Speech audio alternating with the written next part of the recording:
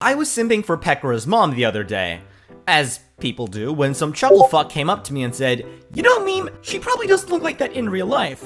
My immediate reaction was, of course, "Fuck you, KYS." My second reaction was, well, you know, he's got a point. According to science, for both men and women, your attractiveness tends to peak in the 20s, and generally declines hard once you get past your late 30s. Of course, this is all dependent on the individual. You get people that look great well into their 60s, you get people that age horribly, and you get people that just can't get any worse despite being in their 20s anyway. Blanket statements are just that, blanket statements, and they don't apply to everybody. There will always be exceptions. I mean, what do you think the word MILF means? But I digress. What I want everyone here to do is go outside. And just take a look around. Man, woman, doesn't really matter. Just take a look at general human beings, sort of absorb the scenery, and then take a look at all the hot anime moms and just tell me, how many wrinkles do you see on their faces? Usually none, right? I mean, alright, sometimes they have wrinkles farther underneath their eyes, but in cartoon language, yeah, not just in anime, that could just indicate a tired look. And if they have a smile with that, that actually has this hot, quote-unquote, bedroom look to it. Rarely do you see them drawn with wrinkles placed lower on them, or with crow's feet, or with bags in their eyes, or with extra weight, or anything other than the body of a supermodel or goddess. Again, to some degree, obvious, yeah, that's what a MILF is.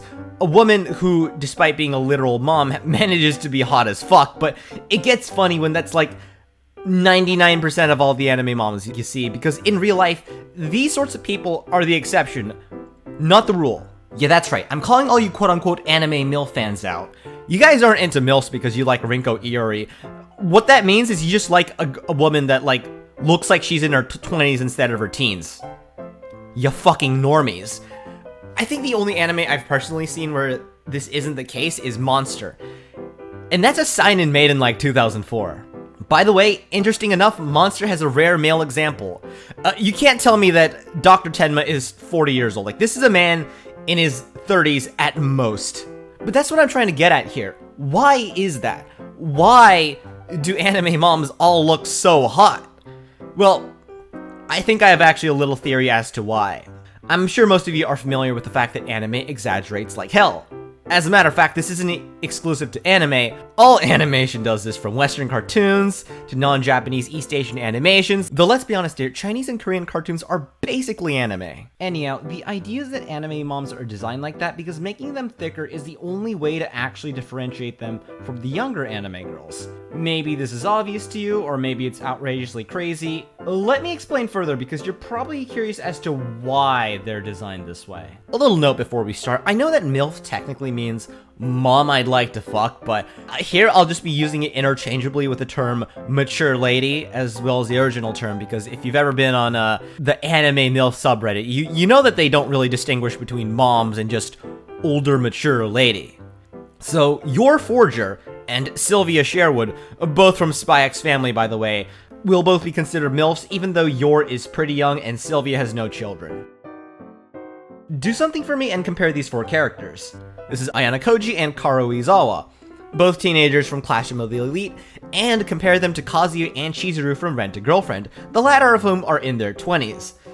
They all look, well, the same quote-unquote generic anime age, right? If your first response is, that's just because these are shitty shows, first off, Clash of the Elite may not be highbrow, but it's still 1,000 times better than Rent-a-Girlfriend. Secondly, fine, here's an example from Frieren. This is Frieren's old party. We'll ignore Frieren as she is an elf and Aizen as he is a dwarf. So what do we get? There's Haiter and Himmel. See how Himmel, a guy who was 26 at the end of the journey, is still shorter than the older Haiter. Yes, Himmel here is anywhere between 16 and 26, but that just proves my point further. Here's Frieren's current party. Fern, a girl, is shorter than the Stark, a guy. Not much else to say about that, as statistically that is common. But the warrior Stark is shorter than the cleric Sign because... genetics? See, there's no real good reason. I think it's purely because Sign is older. The point is, it's pretty much the same deal with anime moms. The female leads, aka the ones meant to be closer to the protagonist, are drawn less curvy, relatively speaking, it's still anime, than their moms. The moms can be 25, 35, or even 45 years old, and visually it won't make a difference. The end result is a vaguely attractive 20-something looking woman with incredible curves and a sexy body. This is not to insinuate that it's impossible for a woman to look like this age, by the way. Again, what do you think the word MILF means? But I'm saying, when's the last time you've seen an anime mom that hasn't won the genetic lottery and looks like an average woman in her 40s? I mean, don't get me wrong, those do exist, but they're really rare. And I think that really, there's two primary reasons for that. I'm gonna be honest here, in reality, when it comes to the physical differences between, say, someone who is 17 and someone who is 27, assuming that they lead a fairly similar lifestyle and have fairly similar genetics, there isn't gonna be this massive gap. However, mentally and socially, there is a pretty big gap. Now, you have to understand something about animation. When there is an animated character, they are all made with a strict purpose in mind. Designers tend to stick with commonly accepted perceptions and generalities when designing characters. If a woman is super tall or a man is super short, it usually has a degree of aesthetic or personality relevance. Most of the time, women are shorter than men, and older characters are taller than younger. The latter in particular is what I'm getting at here. Like, this isn't even about guys and girls. Like, look at this example. There's no reason from Shiro from Fate, who's like, I think he's 18 or 19, to be shorter than Waver here, who is 29. Or shoot, for older Waver to be taller than younger Waver. I mean, fucking look at that. He was 157 centimeters when he was 19, and 186 centimeters when he's 29. Like, what the fuck? That's not how height works. Anyhow, the point is, in animation, the way someone looks will usually have something to say about their personality and their role in the world. Let's say that there's a king who is really short. Like, what does that say about the king? Like, of these two, who do you think holds the real power in the relationship? Or, take a look at, Baron Harkonnen from Dune here. Like, who do you think holds the real power? How about here? Even if it's not about physical height, what does the trenches on a Star Destroyer's bridge convey about the officers above versus the officers below? Height aside, things like making a woman more sensual serves as a similar function. Just like how most male anime protagonists aren't muscle-bound hunks. They're usually pretty slender, because even though they are at an age where that's physically possible for them, that would result in a character design that conflicts with the power dynamics at play. Anime moms, anime onesans all have a similar function, and you could even see this on a micro level where onesans are significantly more likely to be curvy than an immature girl. Though, of course, do keep in mind, due to the existence of a concept called gap moe, this is hard from guaranteed. Another possible explanation for why anime moms are so visually young is the influence of Kodo Momuke anime, aka anime aimed at kids. In these ones, the moms might be in their early 30s or even late 20s. While Kodo Momuke fans might not interact with the other four demographics as much, in my opinion, they are, without a doubt, the most influential demographic. If you guys are familiar with franchises like Pokemon, Digimon, Beyblade, or Doraemon, most anime fans wouldn't consider who watches these to be anime fans proper. At least, I certainly don't think so. But their influence on the anime industry cannot be understated. Like, these shows are massive, even more so than shonen. So, wait, why do animes with older protagonists, usually of different demographics, have the mom taking design cues from a mom character whose children are very little? Well, the answer is simple. Fan service. What? What did you think it was? True, this isn't an entirely anime-only concept either. Moving beyond the realm of anime, we see this sort of thing in all animation. If you're familiar with the concept of the Pixar mom, well, you know.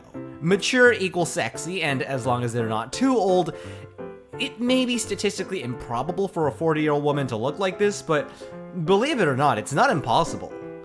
Compare this to the daughters, aka who are usually the main heroines, who usually look around 16 years old. Even if they're canonically 18, they're usually drawn on the more petite side, or, you know, at the very least, less curvy than the mom. But that is a video for a different time, if ever. In other words, being attracted to anime MILFs doesn't guarantee you're into MILFs. It just means you have incredibly average taste in women. Okay, at this point, all of you are asking about personality, and I think this leads me to my third point, or should I say, my first anti-point. Hot take, I don't think personality actually plays a major role in why people like anime moms. Because, fun fact, women generally don't change personalities once having children. Yeah, like, believe it or not, women don't magically become different people after having kids. Who would have known, right? Alright, there may be certain shifts in the priorities or the way they think about things, but a Genki girl will be one of the excited moms, a shy girl will be one of the quieter moms, and an asshole will grow up to be a bitchy, probably terrible mom. At first, I was writing a section about how a mom usually has that nice One-san personality, but not really. Like, to be honest, that Ara mommy personality is present on a lot of younger characters as well. There is so much variety in the various moms that get simped for, and while I think I definitely have identified certain more common traits, I don't think that these are actually cumulative of all the personalities moms can have. I don't think they're necessarily any different from other anime girls, to be honest. Not even in terms of things like maturity or being a good mom. Like, there are moms like that mom from The Coffin of Andy and Laylee that's a terrible mom. And you got that one mom from that MILF isekai that's, you know, basically acts like more of a child than her own son. I'm not saying that people who like anime moms are shallow, or else I'd be calling myself shallow. I'm just saying is that I think a lot of it is visual. Anime moms are visually more similar to a woman in her late 20s or early 30s because A, it symbolizes the superior social power she has over her child, or any of the younger cast really, and B, because studios would never actually dare show a woman with a realistic aging process. Unless she's an actual granny, but I digress as usual, with most quote-unquote older women in anime basically being designed as curvy women in their 20s or 30s. As a result, a lot of fans end up crowding around the mom, and while I wouldn't really call it shallow, again, I'd say it's usually more on the physical side than anything emotional. And that's that. If you've made it this far, thank you so much. I'm Meme, and this is the first video of Behind the Canvas. This is going to be a joint channel between me and my friend Toonie, who, by the way, will be the other uploader on this channel. He's making a video on the history of Oswald the Lucky Rabbit, though depending on how quickly I make the next video, which, as I mentioned earlier, is about Ojo-samas, that will be the second or third video out on this channel, though let's be completely honest here, given how long it took me to make this video, his video will probably be out before mine. Anyways, I hope you check out my personal channel and subscribe to this one for some more awesome anime content. And of course, this is Meme, signing off.